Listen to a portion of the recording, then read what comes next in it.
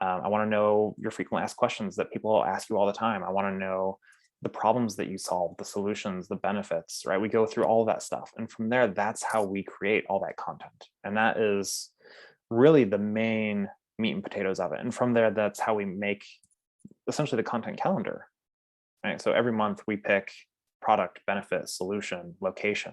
Say, we're going to work on dog grooming in East LA for German Shepherds this month. Like, that is the focus. And so all the blog posts, the news articles, the press release, the infographic, the video, the audio, it's all about that one topic. Look into his eyes. They're the eyes of a man obsessed by success. Eyes that mock our sacred institutions. Bedroom eyes, they call them in a bygone day.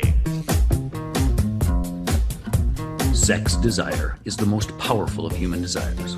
When driven by this desire, men develop keenness of imagination, courage, willpower, persistence, and creative ability unknown to them at other times. So strong and impelling is the desire for sexual contact that men freely run the risk of life and reputation to indulge in. When harnessed and redirected along other lines, this motivating force maintains all of its attributes of keenness of imagination, courage, etc., which may be used as powerful creative forces in literature, art, or in any other profession or calling, including, of course, the accumulation of riches. Napoleon Hill.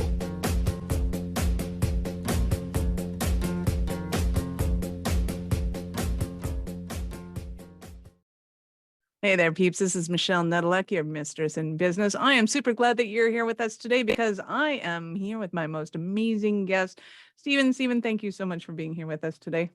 Thank you. I'm glad you had me. And I wish you'd said mistress in business beforehand so I could think of a clever rhyme. I was like, Mr. with Fister. I was like, oh God, no. Oh, no. We'll keep working on that. Let's see if I can think of something before this is over. Let's finesse that one. Excellent. But you do have Naked Sunday, which is super fun. I love that. I feel like we made that up at some point in time because this is news to me, but. What? Okay. Sure. Okay. So what are we talking about today? It's Wednesday, but is it Wednesday? No, it's Tuesday. Well, it depends when they listen to it. That's true. Any day can be Naked Sunday. I mean, the requirements are pretty lax. 10-second striptease and you're there, right? It's No, we're talking about how to make Google wet for you. That's what it was. Yes, there it is. You were right.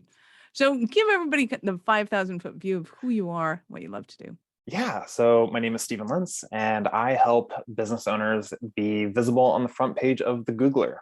And I say Googler because I think it's funny. We all know it's Google, but the second page in there is the graveyard, right? Like, it's where websites go to die. So if you're not on the front page, no one finds you, right? So That's what I do. That's the 5,000-foot overview. I help you be visible. Excellent. Well, and on that note, it always made me curious why Google would say, oh, this has 21 million hits to your request. It's like, I'm only going to look at 6. Like, why do they even say that? I think so that Google's doing its job, right? Like, hey, I did the research. There's like a million sites I could send you to, but these are the top 7 that you're really going to like. Right? Like, we all have, do you want me to just jump into this like inherent Google trust bias? Not yet. Okay. Not yet. Because, because that one kind of chokes me up and I think they've been sucking wind at it lately, but I'll get into that in a minute. Let's back up the bus a bit first. And how did you get into all of this? Yeah, the very abridged version. I was a firefighter for over 10 years. It was back and forth of being unemployed for the department not having money for me to figuring out, what does life look like after that, back being employed by the fire department. Again, what does life look like after being unemployed again? And finally, within the time, my idea of security of like, hey, I have this job, like pseudo government pension job that'll be there for me forever. It's just dashed. And I was like, I need to do something for myself. Like, I worked a host of W-2 jobs that sucked the soul out of me. I sold Kirby vacuums door to door. I sold life insurance over the phone. Like, I did fix and flip real estate. Like, I had everything you could think of to do. Like, hey, I wonder if this guy's driven a forklift. Yes, I have. Like, so I realized, like, I need to take control of my life. And digital marketing, or marketing, I should say, is really what I found to be the lifeblood of a business. I had multiple fail. And I was like, well, what's wrong? Well, it was my marketing, right? Like, if I can't get the money and people in through the door, then the business is not going to work. And so I hit that hard, fast forward, department calls back like, hey, do you want to come back? And I was like, I love picking grandma up off the floor, of course. So I went back to work, and then I was like, at this point I'm married, I have 2 kids, and firefighters don't live long after retirement. I was like, I want to be older than 55 or 60. So maybe I need to work myself out of this. Very cool. So I have to ask you, did you ever make a calendar? No. Super poignant. What every woman on the place wants to know is, yeah, but we're in the calendar. So we're on video. You can see me. Is this like a calendar face? No, I'm no like what beefsteak, beef something, beef stick.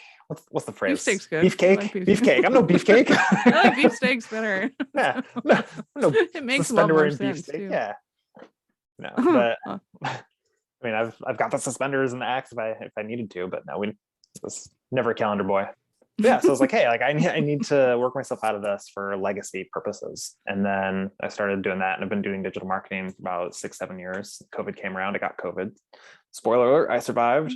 Right, it wasn't terrible, didn't get hospitalized, but I said, hey, you need to choose getting the vaccine or leave. I was like, well, I've already had it. I'm not at risk. I'm going into COVID houses. I'm not spreading or transmitting. Like, why do I need it? And I looked at,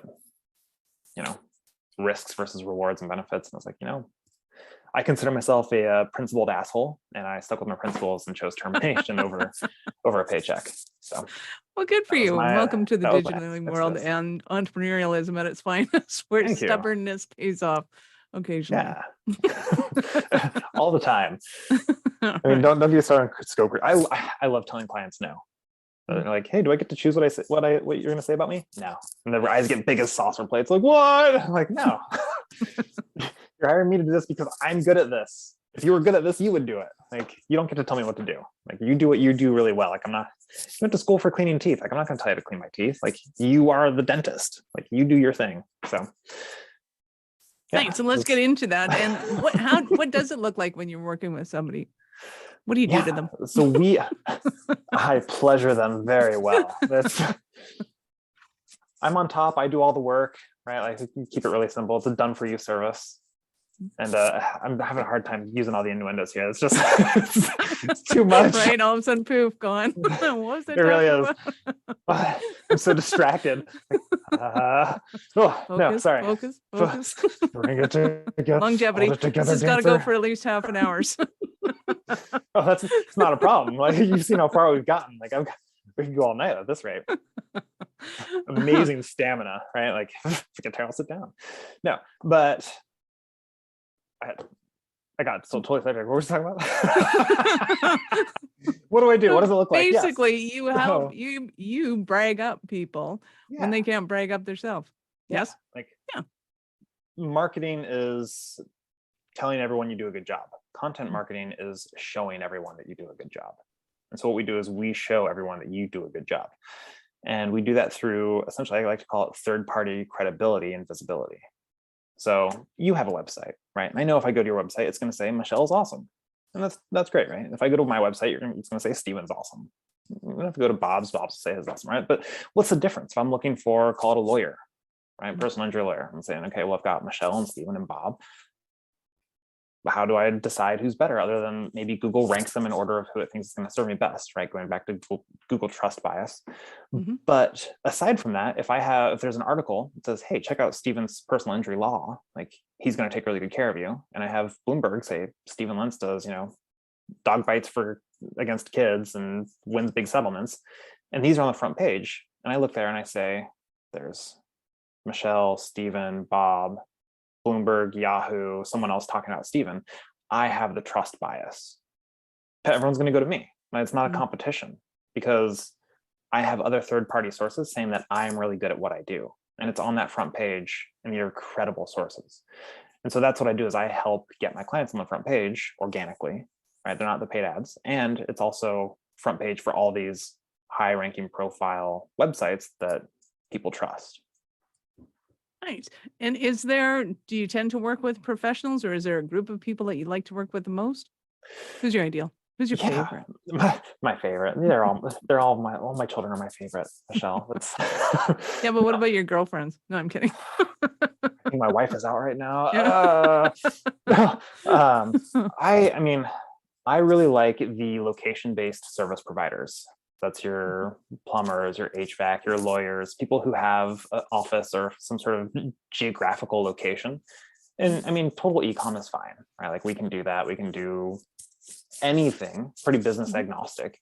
But for the people who have location, it makes it easier to rank for that because of the way that people search, right? I'll give you a story as an example because stories tell the Google best. loves locations. Right. Mhm. Google loves location. So I was biting my nails. I'm driving down the road and I chipped a tooth. It like slipped off and I was like, this is the stupidest thing ever. Like I was so upset. It was like, this is the most asinine way to chip a tooth, right? Like and so I pulled up my phone and I said, emergency chip tooth repair available now, Kirkland, Washington. Right? Service, location, urgency. And when people are like, oh, I rank in Google for my name, well, that's cool. But the only people who are going to search for you are people who already know you. I'm searching for a dentist in Kirkland to fix my problem, and you're not going to show up because all you rank for is your name, right? The people who show up for chipped tooth, emergency dental, those types of things, the people who show up and get the client. And so that's how we do it. And that's why they're my favorite, because none of these other dentists are doing that. Or like, dentist who accepts Medicare in Fairwood. Right? Like these are the things that people are searching for, but it's not what people do to market themselves. Right. I think one of the hardest things as an entrepreneur is to figure out how people see your business. It's like, well, I know what we do and I know how we solve their problems, but we don't even really know what their problems are necessarily from their perspective in their work. Sure. It goes to search intent, right? And you think of like, everyone's like, I want to be best dentist LA. I'm like, no, you don't. Right? Like Google will tell you, hey, it's like super competitive and $100 per click. And, you should really do this. And the reality is that no one's searching best dentist LA. I'm not searching for the best dentist for my chipped tooth. I'm searching for someone who's available now for my emergency chipped tooth repair. And so what we do is we take that search intent. It's just like if I was going to buy jeans, right? Mm-hmm. I don't go and type on the computer like Neanderthal, Google jeans, right? Like I'm not a serious buyer, but if I'm typing in size 36 black distressed hammer pants, like I am looking to buy. And so that's how we approach all of our campaigns, whether it's, tankless hot water repair or, a roof replacement in Bellevue for Bravo roof tiles or whatever it is, right? Like we are looking at it through the eyes of the consumer who says, I have a problem, I have an issue. And that is how we create content and how we rank for these types of keywords and phrases. And that's what's so important for businesses and what most business owners don't understand, because they all want to say, I'm the best, right? I want to be that best dentist. Well, suck it. I live 2 hours away on the other side of the same city. Like, I'm not going to go see you, even if you are the best dentist. Like, I'm looking for someone in my neighborhood, right? But that's not something that business owners understand. Awesome. So when you're working with somebody, are you helping them to figure out kind of what these search words are that they should be ranking for? Yeah. So my service is, like I said before, a done for you service. So we do all that heavy lifting. And what it really looks like is when someone says, hey, this is great. Like, I want to show up on the Googler. I go, cool. So slide your credit card through the slot and, put it in there, and then we'll get together and we'll make that happen. But how it works is that goes, right? Payment comes through, and then I meet with them one-on-one via Zoom, because I'm not going to drive to Albuquerque. And we're going to say, hey, let's talk about your business, right? I want to know what you offer, your products, your services. I want to know your frequently asked questions that people ask you all the time. I want to know the problems that you solve, the solutions, the benefits, right? We go through all of that stuff. And from there, that's how we create all that content. And that is really the main meat and potatoes of it. And from there, that's how we make essentially the content calendar, right? So every month we pick product, benefit, solution, location. Say, we're going to work on dog grooming in East LA for German Shepherds this month. Like, that is the focus. And so all the blog posts, the news articles, the press release, the infographic, the video, the audio, it's all about that one topic. Right? So everyone's like, oh, I make a blog post. Like, that should be great, right? Nah, no one cares about your blog post, right? And if I put it on 5 other blogs, no one's still going to care. But when 500 sites say, hey, check you out, you do really good, Google goes, that makes sense. So that's why it's very targeted. Everything is all about a specific angle. And the results are instantaneous as opposed to regular SEO. All right, so when we launch a campaign, after distribution takes 2 to 3 days, and then Google reorganizes it, and you'll see your stuff right up on top, depending on how competitive it is, right? Some things are super competitive and it'll take multiple campaigns to break through. But as long as you're willing to stick with something, it's easy to break through. Sometimes just it takes more time. And is it important to ever be able to be on above Bloomberg for your own article? Or is it just because it's on Bloomberg and then ideally people are clicking on the article to find out who you are? It's kind of both, right? Like when I look for someone and I'm doing my research, right? Research has changed too. Like when we used to buy a car, my dad would go spend 6 months, drive to 6 dealerships and be like, hey, we'll sit in 7 vans, but we already kind of knew where we were going to go. And now Google's taken that for us, right? And so we open up that web page and I say, hey, there's, Bob, Stephen, and Michelle, and there's 5 articles about Stephen. I might click on one of those, but if I see all these people talking about Stephen, I'm just going to go straight to my site. Like I don't need to necessarily see these things, but it's that like social proof, right? It's just the same as having like those Google review stars on that, on that link there, because people say, hey, people trust this business. Bloomberg trusts this business. Like I don't need to necessarily go to these sites or read the article. And if they want to, be like, hey, check this out. Like it's super newsy, it's very professional, and there's links back to my website in that article. So it's a full circuit. Like people will come to me. But that's how it works, is whether they go to Bloomberg or not, it's not really what I care about. What I care about is that I am leveraging Bloomberg's credibility and I'm leveraging their visibility. And that makes all the difference. And that Google recognizes that too, right? That's really what makes Google wet. No, see what I did there? Hey. Bringing it back. Hey, let's get Stephen distracted again. No, but right, like Google doesn't know me. Google doesn't care about me, but Google knows Bloomberg. And Google cares what Bloomberg says. And it's just like BNI, right? Business Networking International, and that their whole thing is know, like, and trust. You do business with people that you like. And Google's the same way. Google's like Amazon, right? Amazon doesn't make the shoes or make the jeans, they curate it. And Google doesn't make the content, they curate it. Well, where do they get it from? From the people they trust. And that's why they find like a million search results, and they show you the top 7 because they're like, hey, these are the ones I trust the most from this is my network of people that put out content that's good. And so when I have Bloomberg and Yahoo Finance and CBS say, hey, check out Stephen, it makes all the difference. And that's why it ranks. It's kind of like dating the hottest girl. It really is. It's like dating the 5 hottest girls all at the same time. And everyone knows it. And they're like, that guy's a stud. Like, this is entirely out of my wheelhouse of expertise. I'm only conjecture right here of like what that would be like, but it's only metaphor. It's all good. That's right. Like we said, I'm not a beefsteak, so I wouldn't know. Nice. So when I guess Google is looking, is there a best kind of hottest 5 girls list, or is there is it better to be on Bloomberg than it is to be on Entrepreneur or Inc, or is it kind of like get anywhere you can that's pertinent to your business? The answer is yes. Fair enough. Right. Quality over quantity is always really good, but if you can have quantity as well, that's even better. Right. So when we distribute, we guarantee 400 plus media sites that go along with, these other sites. But when we do premium, that includes Yahoo, Bloomberg, and 4 other main sites. And every website has something called a domain authority or trust factor, and it goes from 0 to 100. So if you have a website, it's generally, and it's decently new, you're probably somewhere between 0 and 20, maybe 30 if you're doing a really good job with it. And that means Google's like, cool story, bro. You said something neat. If nothing else ranks for this, I'll throw you in there, right? Yahoo Finance has like a 92. Bloomberg has a 94. Like what they say is essentially gospel to Google. And that's why it matters. But when the other thing that happens too is that other websites syndicate from them. So if I post something on Bloomberg, there's a bunch of websites that take Bloomberg's newsfeed and they repost it on their own website. So your exposure isn't just Bloomberg, like it's Bloomberg plus 1,000 other sites that are all copying Bloomberg because they know that what Bloomberg is saying is legit, right? And they want to borrow that credibility. And it's really easy to, pad your blog if you're just copying an RSS feed. So it makes you look good. So how do you guarantee getting on any of them, really? And I had another question and lost it, but let's start with that one. Yeah, so we buy essentially distribution credits for different networks.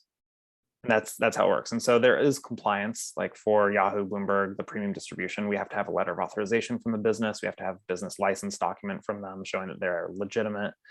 It's kind of their process of vetting that these press releases and news articles are actually going to be valuable and legitimate. There's another email for like letter of authorization stuff. And so from there, then within that headline, it needs to have like the business name and also their stuff that goes into it. So, I mean, it's very, like there's strict requirements, and we guarantee placement because we follow the rules. And there have been times that we've gotten stuff kicked back and we get the feedback like, hey, this needs to be this way. And then we go in, we change it, we resubmit it, and we celebrate transport 1 is away. Hooray! And life goes on. And then I look 2 days later and there it is. They're on the top of the ranking of, painting in Seattle or whatever. And it's my Bloomberg article. So. Very cool. And so for those of us who are kind of naive and think that the news is all about what's new and going, oh, they have reporters that go out and go, hey, this is what's new in business. And that's why we're writing this article. What kind of aspects are you looking for in a good story that would be of interest to them? And like, how do you get that out of a client when we're all focused on, I just have to clean the teeth. I just have to, do that. The secret sauce is that it's real boring. That's the secret sauce. So I had a health and wellness coach. It's like, hey, can I tell you what to write? And I was like, nah. She's like, what? What do you mean no? I'm like, how are you going to know what to write? And I was like, well, I'm not writing top 10 ways to get better sleep at night. Like I'm writing, you do couples therapy coaching in Bellevue.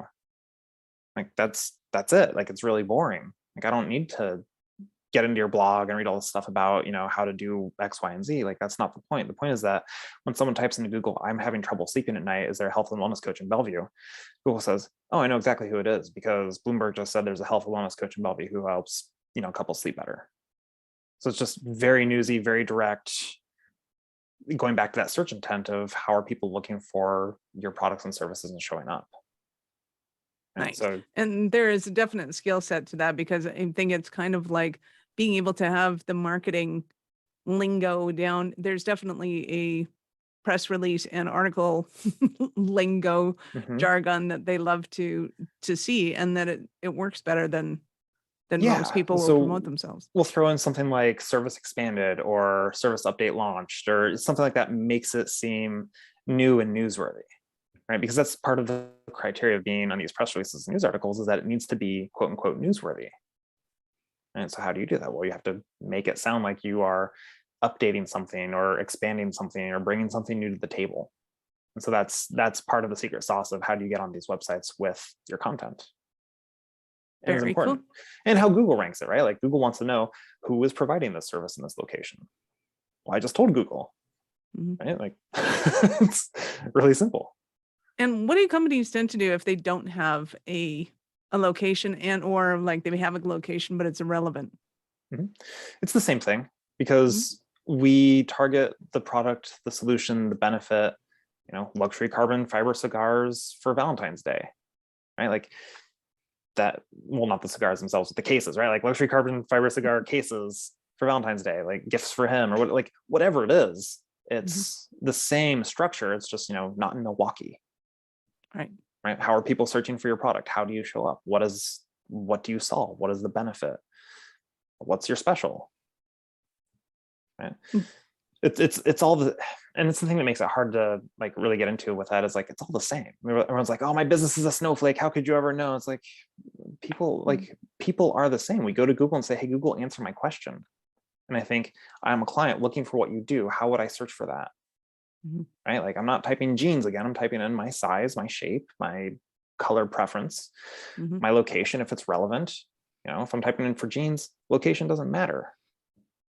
Right? Maybe I'm going by brand. Maybe I'll search your brand versus your top competitor's brand.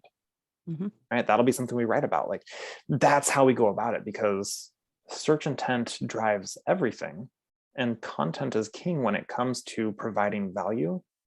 Because Google, are you ready to get into the Google weeds? I love talking about the Google weeds. Yes. Right. Love Google weeds. We're gonna make Google spread its legs here. Steven's distracted again.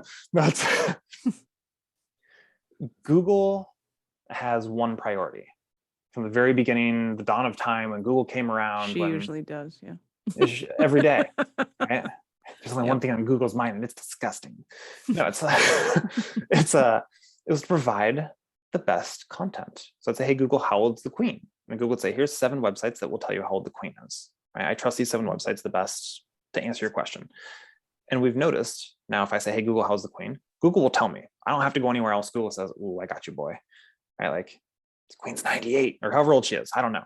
But Google will tell me, and they'll say, do you want to know how old Princess Diana was? Do you want to know where Prince Henry lives? Do you want to X, Y, and Z? Like, Google will try to keep me on Google. Sly fox. And aside from that, though, Google's priority is to give me that relevant content again. Right? So Google answers my question, says, in the off chance that I didn't answer you, here's the top 5, 4, 3, however many websites that I trust to answer your question most appropriately. Because Google knows that if Google doesn't satisfy me, I'm going to go to Bing, that hot mistress Yahoo. And so Google's like, hey, like my goal is still the same, to provide valuable content. And again, going, who provides valuable content? And it pulls from that and says, this is the person that answers your question. And this is why we have what I was talking about in the very beginning of that inherent Google trust bias. Right? Like, we all know those paid ads and we skip them. 95 to 97% of people skip the paid ads, which 3 to 5% of billions of people is still a lot of money. Like, not saying paid ads don't work. But aside from that, we know that we're all patting ourselves in the back if we click on that ad. Yeah, I'll go to Steven's website. He says he's awesome. But when I go to the organic sites, that says, Google says this site is relevant to me in a way that's going to satisfy what I'm looking for. Right? And in order. And we look at the map pack and it's the same thing. And we have this inherent trust bias to what Google shows us first, which is why 90% of the traffic stays on that front page. Because we're pretty sure that if I don't find on that first page, I'm going to redo my search instead of going to page 2, because I'm going to say that Google doesn't know what I'm looking for. Right? Like, right. Am I off? Do you redo your search where you go like page 2, page 3, page 4 looking for stuff? No, just redo it. Exactly. That's the Google trust bias, is that I believe Google's going to answer my question. And so when I look on that front page and it says, hey, check out Steven, check out Steven, check out Steven, it's 5 different people saying, check out Steven, I am the obvious choice. That's the Google trust bias, because we trust it. I love it. Give us an example of one of your Cinderella stories, one of your clients. Yeah. So this is the 2nd month in, and we were targeting Bellevue Women's wellness coaching or something like that. And 3 days after full, the word I'm looking for, not discourse, distribution. There we go. I knew it was a D word. I'm a little frazzled. We just moved. That's why like I'm all super up high and like you can't see anything on the bed and the boxes everywhere. Right, so like 2 days after full distribution, my client had the top, I think, 6 organic rankings, as well as being in the map pack. Whereas before she wasn't even there. And it wasn't like her company name. It was, the Sarasokan Times and the Digital Journal and all these other websites saying, hey, check out Georgie. She does awesome. And actually, it's on my website. If you go to ocelottraffic.com, there is a screenshot that I took from the Google page with a bunch of little white arrows being like, my client, my client, my client, Yelp, my client, my client, my client's own website, her competition's LinkedIn. It's like, if I'm a woman, if I'm a lady and I'm searching for a women's wellness coach in Bellevue, who is the obvious choice? I'm not going anywhere else. I'm going straight to Georgie. That is the power of content marketing. Right? I love it. So what's the stickability of it? Like how long would an article like that stick around? Yeah. Well, Google says, hey, again, who answers my question? And so by being on hundreds of websites, even if one of them takes, archives it or takes it down, it still is there in perpetuity and all these other sites. So Google says, hey, all these people are still answering the question and building that trust factor. So unlike paid ads where when you stop paying for them, it disappears, it's all organic content. It sticks around forever. So unless it gets deleted, it will be there. Very cool. I love it. I have so many questions, but what are some of the stumbling blocks that somebody might be having right now and they're thinking, oh my God, Steven, I need you so badly right now? I think getting out of your own way. It can be really hard as an entrepreneur to be like, I'm going to give someone else the reins. I'll let someone else do stuff and talk about my business. I'm not going to have control of it. And on the other hand, like, that's really nice for them, right? Like, you don't have to worry about it. You don't have to pay an employee benefits for this. You don't have to pay a bunch of overtime and stuff to make this happen. Like, we will get it out and do it cheaper and better than anyone else is going to do it for you. But I think that like just getting out of your own way, Mhm. like, that's the hardest part. Because we like to be in control. We like to micromanage. We like to know what exactly is going on and be in it. And it can be really difficult to step away. It's very freeing once you do, but I think that's one of the biggest stumbling blocks. And I think the other one is that with any organic strategy, results aren't immediate. Like it takes us about a month to create content for each campaign. And it takes about a week to, 10 days for Google to get full distribution. And it takes Google 48 to 72 hours to switch the rankings. So it's about a month and a half turnaround time for each campaign. And just because, we got dog grooming for German Shepherds in Milwaukee, like I didn't see a huge hit increase. Well, yeah, like we target, like it was a very one specific thing. But once you start layering, right, throwing nets on the surface area of the water, you start catching all the fish, and you have to wait for that sometimes 6 to 8 months to get that snowball effect of I've really covered a lot of visibility, and now I'm getting a lot of traffic because I keep hitting more and more keywords and stacking that visibility. And that's something that I think a lot of people have a difficult time with is we are in an age of instant gratification. I watch Hulu or Netflix or Disney Plus, and there ain't no commercials anymore. I don't have to wait 2 weeks to see another next episode. Play now. 10 hours later, I wake up and go, right? But I've binged my whole season. And so being like, hey, this is a process that takes time. And sometimes we hit a home run and you'll see immediate results. It does happen, but it's not the guarantee and it's not the norm. The norm is that 6 to 8 months go by and all of a sudden you start seeing massive increase, and maybe your business doubles or maybe even more than that, but it takes time. And so time is the enemy because we're not patient people. What? Us with attention span of gnats? Yeah, right. Like my goldfish mind. I said an innuendo. So is there a stage where a business might be more kind of it's a better opportunity at this point than others, or is now always a good opportunity? I think the best time is 10 years ago, but the next best time is now, right? But I think there's some things that people also miss and that I hadn't even really thought of until just recently when it comes to this, is that we don't think of our websites as an asset. Right? People sell websites all the time, but the ones that sell are the ones that get traffic. And so if you're looking at selling your business in 1 to 5 years, like this is a great way to actually make that something that you can sell for a lot of money. Right? Is like websites are based off of the traffic they generate and the conversions that they have. And so if you have a visible, high generating content traffic website, it's very valuable. And it can significantly increase your websites and your exit strategy.